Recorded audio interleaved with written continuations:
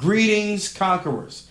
Man, it's been a long time since we have been in this space together, on this channel together. And we want to say hello to you, and we want to say welcome back to you, and we want to say hello and greetings to anyone who might be new to the Baxter Report channel.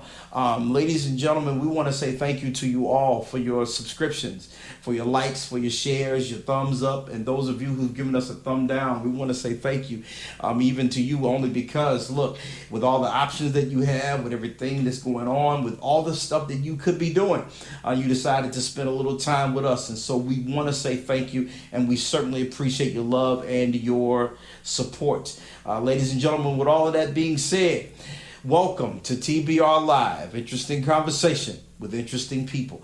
Man, we are in 6 seasons deep.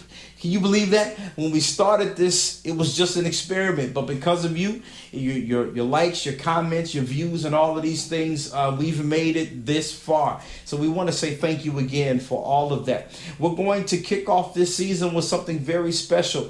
Tonight's very, very special guest is Christina Norfleet, entrepreneur and wife and mother and all of these things. We're going to talk about relationships. We're going to talk about the roles of one another in relationships. We're going to tell some jokes. We're going to talk about entrepreneurship and the whole thing. Ladies and gentlemen, you do not want to miss tonight. Do me one big favor. While you are watching, go ahead and share this with someone else. Let some people know. Let's invite some people and sort of crowd this room with as many people as we possibly can. Ladies and gentlemen, Miss Christina Norfleet, TBR Live. Interesting conversation with interesting people.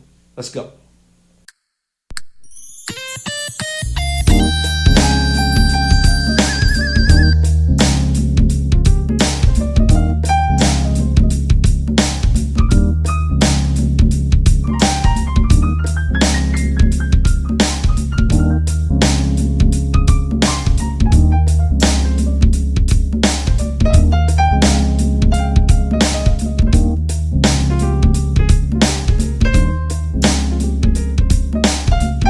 Ladies and gentlemen, welcome to the show. Today's very, very special guest is Miss Christina Norfleet. We're going to talk about life and career and whatever else, and we might finally tell some jokes. Welcome to the show, Miss Christina.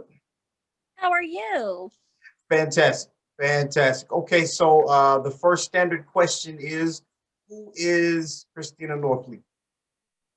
Okay, Christina Norfleet is a country girl, grew up in North Carolina, who has a big family. I have six brothers. I have one sister. I am a daughter of loving mother who's passed away and a father, but I'm also a mother and a grandmother.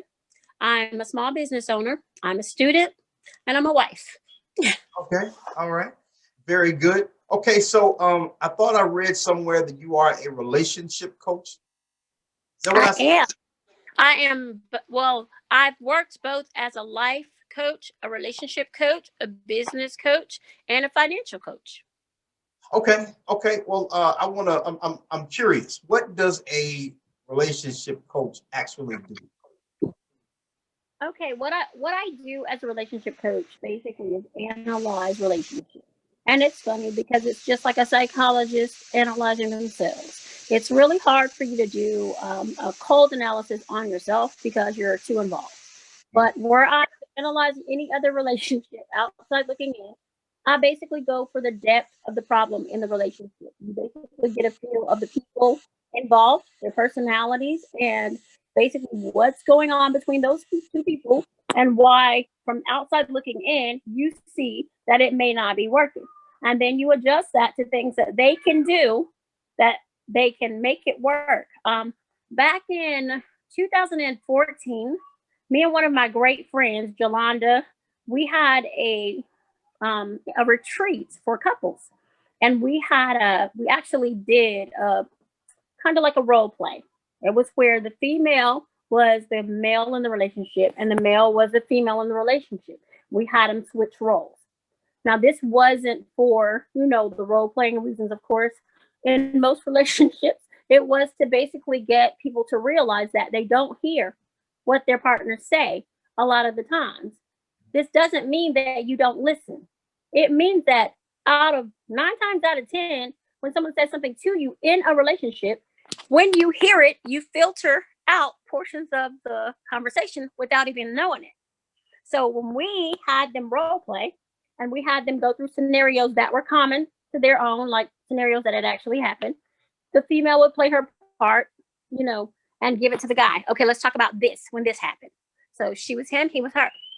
When they talked about the way it happened in each other's personalities or personas, it was not the way it was said. It was not the way it was intended, and it was misinterpreted 100% of the time. The retreat was extremely successful. We only stopped having them because Miss King, one of my friends, she was diagnosed with cancer, and she had to battle with that, and we had to pause for a while. But she's really, really, really cool. And let me pull a plug for her because she's doing I think YouTube and TikTok and all this other stuff, and she's still doing giving advice as well.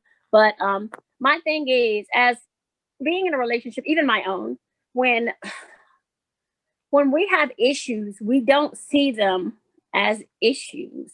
We see them as principles. Okay. And that's not just women. Guys don't, I'm not a guy. I have 6 brothers, but they don't see things like we do. We look at everything as a principle. Okay. A woman can have an argument with you today. It's not the argument. Don't concentrate on that. Don't focus on that because that's not even the issue. We are arguing with you about principle. And that principle, the seed may have been planted for the principle that we're trying to argue about years ago with somebody else. You may not have even been there. You may not even recognize the principle that we're trying to focus on, but that you're going to be the person that we use to illustrate that principle because we're going to want you to understand the principle that's so valuable to us. And as women, we don't always recognize the fact that every guy can't pick up on the fact that there's a principle that's been missed by some other guy somewhere. It may not have even been a boyfriend. It may not have even been a relationship. It may have relationship because your father, but could have been a parent, could have been a uncle, cousin, whatever. It was something missed down the line that we feel like, okay, they didn't do it, so we're going to do it. We're going to make sure that this guy doesn't miss that point. We're going to make sure that this guy sees how important this is to me. And because that happens, a lot of relationships fall apart. A lot of relationships have problems.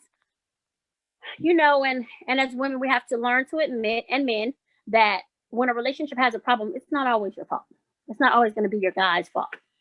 I had to learn that because I'm my daddy's baby. So everything was always going to be his fault, somebody else's. It wasn't going to be me.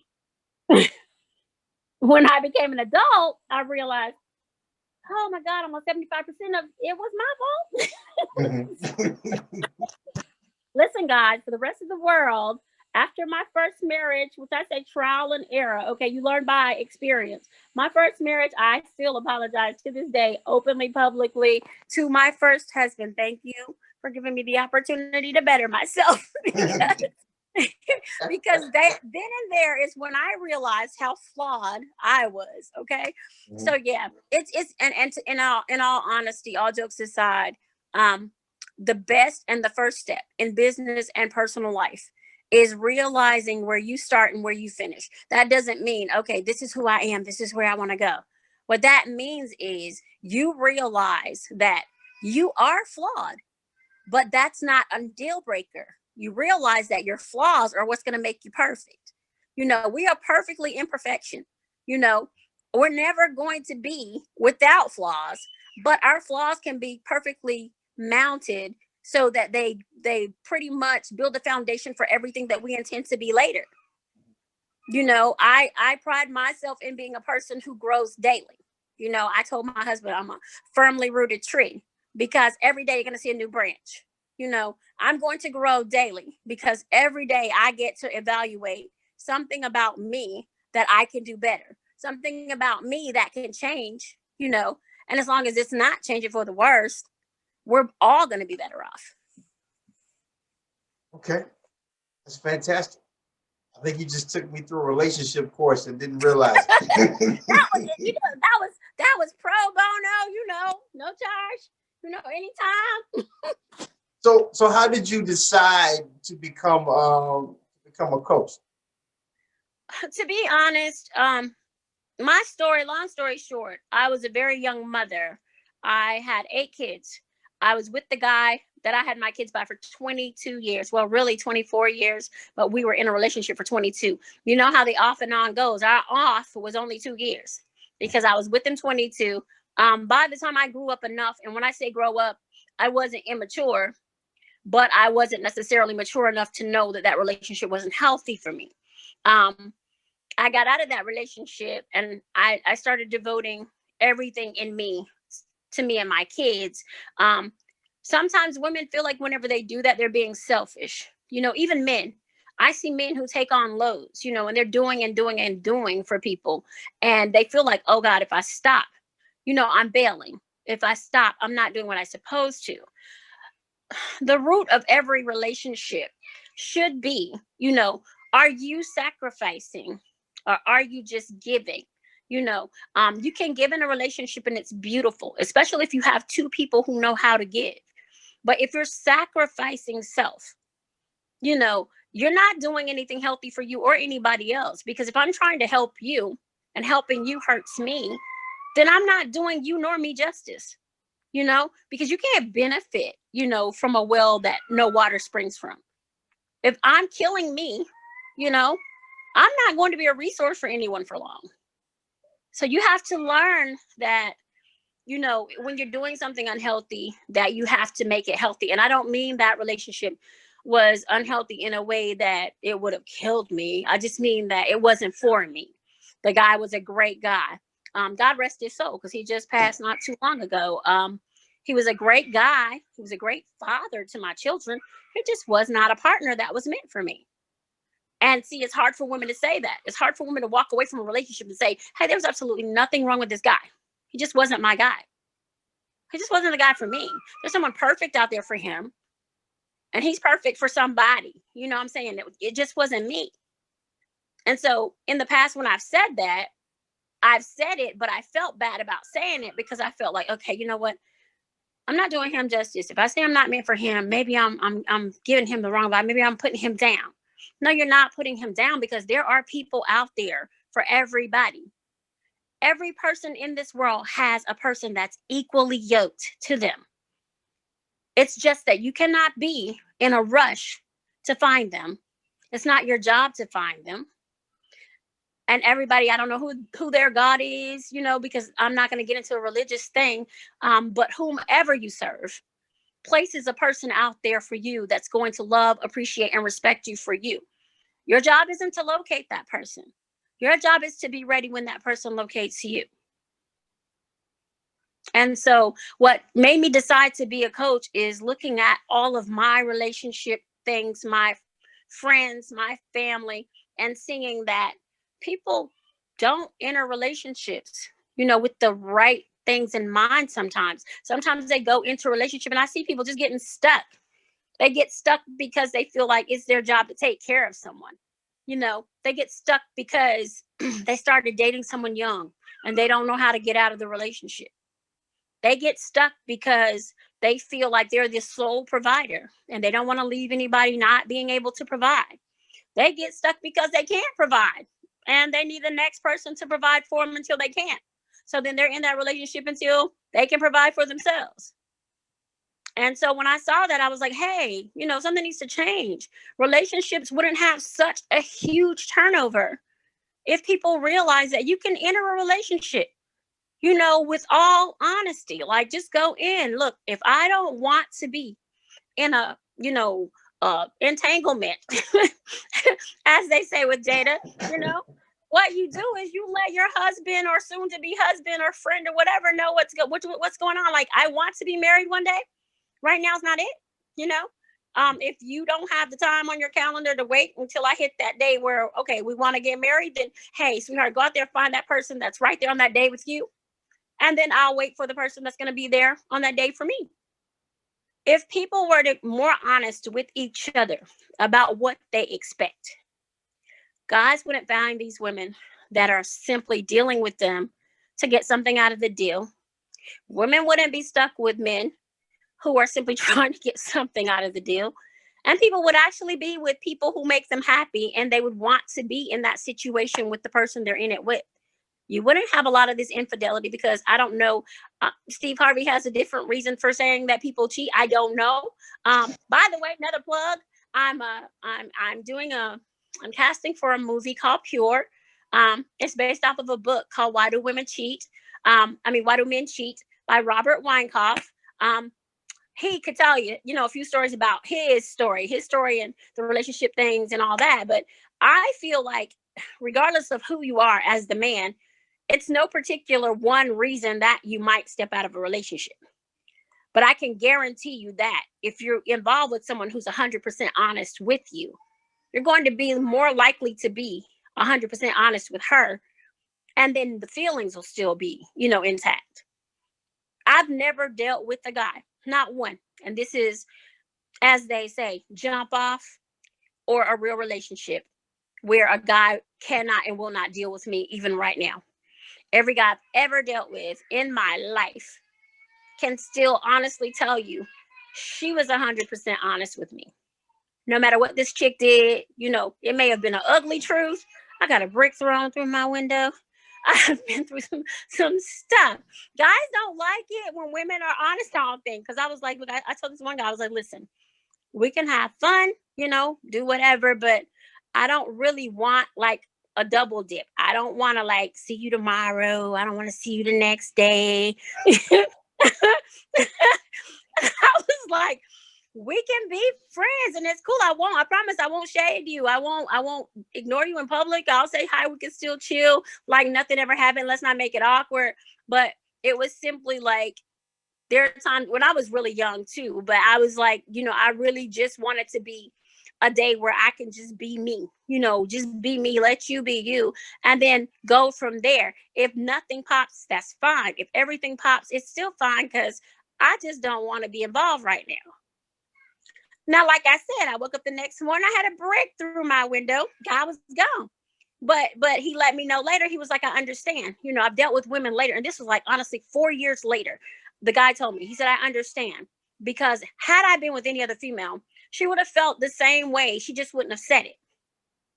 We would have been probably dealing, with phone calls or whatever, her dodging my calls, me feeling some type of way. But you let me know from the beginning. That way I could still have the pleasure of talking to you, being friends, and just not feeling like, there was going to be something. He said, because women waste men's time all the time. And so, to this day, you can call, I tell my husband, I said, you can call anybody I ever dealt with. And he knows him. I told him who he was. Sometimes you give me too much information. I said, it's okay. One day you're going to need it.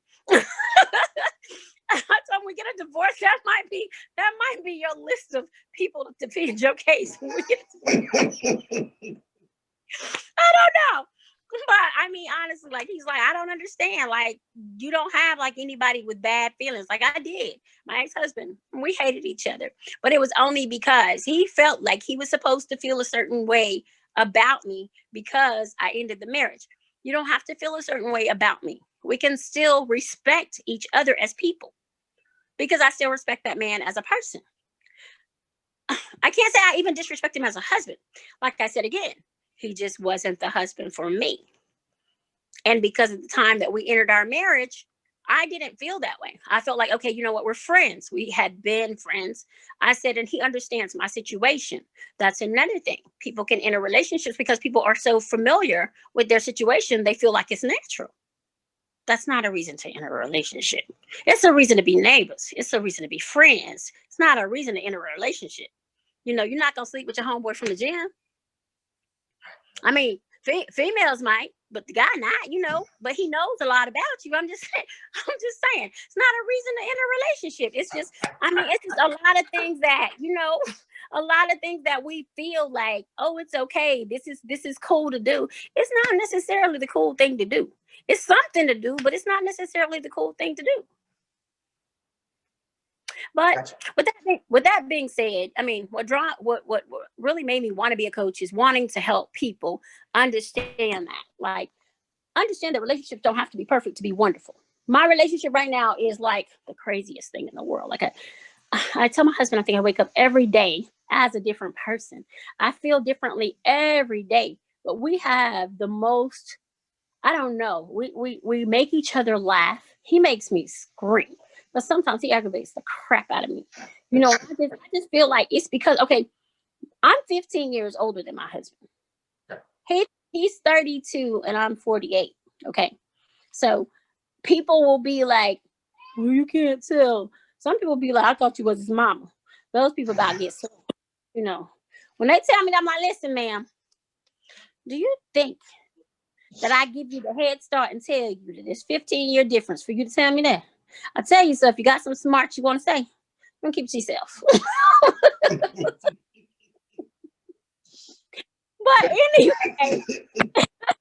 anyway, we really like we're different because his job, his I tell him his generation and my generation, two different generations. Okay, but we're good for each other in the sense that because I'm older, there are things that I can teach him and I have, you know, that I feel like his generation missed out on.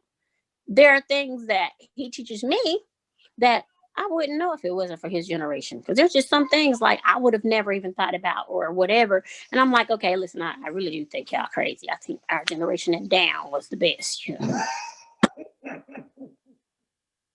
Y'all generation where they started messing up. Okay, let me just tell you. I tell him every day I do. I said, listen, baby, I'm gonna tell you I love you with all my heart, but your generation started the mess. You hear me? Started when he was born. You set it up.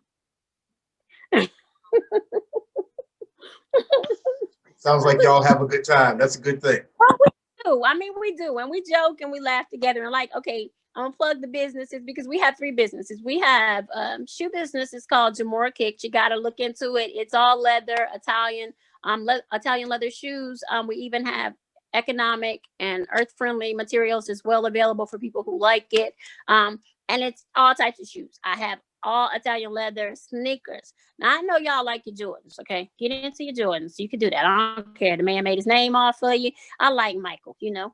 But my shoes, my sneakers are all Italian leather, you know, and you can be out there on that basketball court. Now you're really not gonna want nobody to step on your sneakers if you wear my shoes. Okay. Okay. Yes, I wearing gators on the basketball court. You don't want nobody stepping on those gators. You hear me? Okay.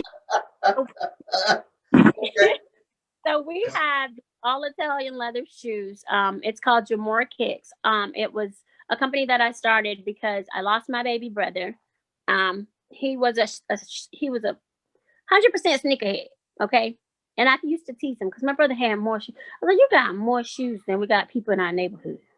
I mean, he could tell you like all the shoes. Like he would go. My daddy used to hate it because even back then they would be standing in the line at the mall down the stairs waiting on the shoes. I was like, if I'm standing in line waiting on something, it better be something I can eat and drink behind. I'm not standing. I don't get it. And I think my calling was a comedian. I think I just didn't try because there was too many women. I feel like women comedians, you know, they have to be real good or they have to be real dirty. You know, I ain't quite dirty enough to be a comedian now, but I'm funny. But anyway, yeah, we have our Italian leather shoe line, which is Jamora Kicks. We also have our clothing line, which is Perpetual Apparel, which we design clothing of all types, but we also custom design anything. Home decor, furniture, suitcases, well, when I say furniture, some people just mean in-house, but we do patio furniture, lawn furniture, because my dad's furniture business. So listen, all of my businesses have a backstory. Okay. Perpetual Apparel was fashion's my baby. I got accepted to a fashion school when I was younger and I decided not to go because I had my son. But I've always loved fashion. So Perpetual Apparel, of course, is my baby. But the reason that I implemented the home decor and the furniture line is because of my father, who worked a majority of his life in the furniture industry. So I customize furniture for dorm rooms, offices, you name it. If you have a custom order that you want, I also do custom portraits because I am an artist by heart. I draw, I paint, whatever. Then we have our skincare and our hair care line, which is called Beauty Essentials by Christina. So we kind of do a little bit of everything, kind of got a little foot in almost every facet of the business industry. What I try to do, and the beauty industry, of course, is dedicated to my mother, whom I lost, because my mom, Christine, came, came, I told her, I said, I got your jeans, but one of these good old days, when it, when it starts sagging, I'm going to have to rely on the nature product. Bring it back. So I started my skincare line in honor of my mother. And so those are the businesses out there. I still provide pretty much like a lot of business services. My mom was a tax preparer for 40 years. And I used to do taxes when I came home from school in the 6th grade. She would throw me a stack of papers and I would have to do the math, and she would not allow me to use a calculator. But I thank her for my math skills, because I would be sitting over there like, Daddy, I can't add all this on my fingers. And my daddy will watch me, because I would literally do, like, I could do the math, but I would do the tally marks, for my tens, my groups of tens, I would do my tally marks and do the long math.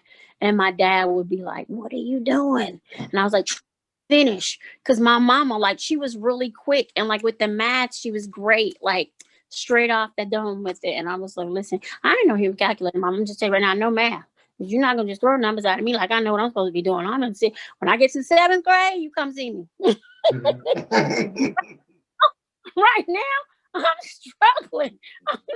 So I went through that for a while. I loved it. Like, Mom was in the tax business until she had a stroke, and then she was disabled. So she passed it on to a family member, taught her everything she knew, and she still has her tax service now. My dad was in, like I said, the furniture business until he started a landscaping business, which was booming. He brought all of my brothers in until they went their own way and did their own little things. And then my dad had an angina and a heart attack, so he had to get out of the business.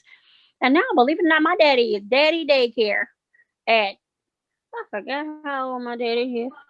Daddy old. My daddy, my daddy has, for real, like 12 kids in his house every day that are under the age of 10. And he not does Zoom school with them. He feeds them. He cleans up behind them. When you want to think about Miss Doubtfire and Daddy Daycare blended, that's my dad. I told my dad, I said, I'm going to get you an apron and I'm going to get you an L, because he's amazing. I promise you. And I know a lot of it comes from when my mom had her stroke. She became disabled and she was in a wheelchair. So he got accustomed to taking care of her. But I promise you, he takes care of those grandkids the same way, because my brother that passed, my dad became, along with their mom, like primary care person for them, because she works almost, all day. So he has to care for the kids. And like, he really just stepped in. And don't get me wrong, my kids call him Big Daddy. So that's my life. My dad is my life. So I don't know what else you want to know, but I mean, I talk a lot.